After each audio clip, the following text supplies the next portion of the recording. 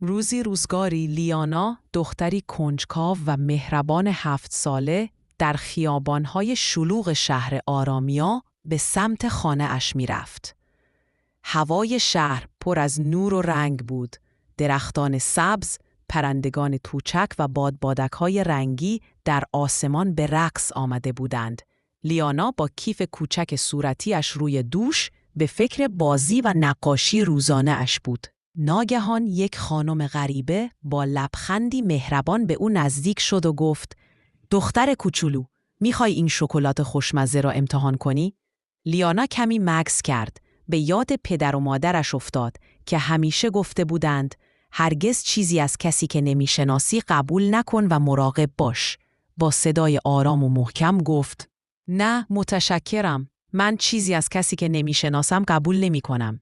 خانم غریبه کمی تعجب کرد و رست. اما لیانا با خیال راحت به مسیر ادامه داد.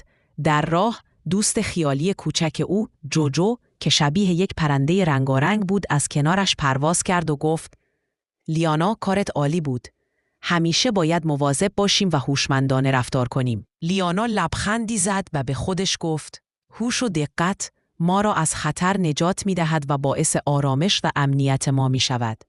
وقتی به خانه رسید، مادرش او را در آغوش گرفت و گفت: عالی شد دخترم، تصمیم درست گرفتی. پرندگان در حیاط آواز می‌خواندند، نور آفتاب از پنجره‌ها به داخل می‌تابید و فضای خانه را پر از شادی کرده بود.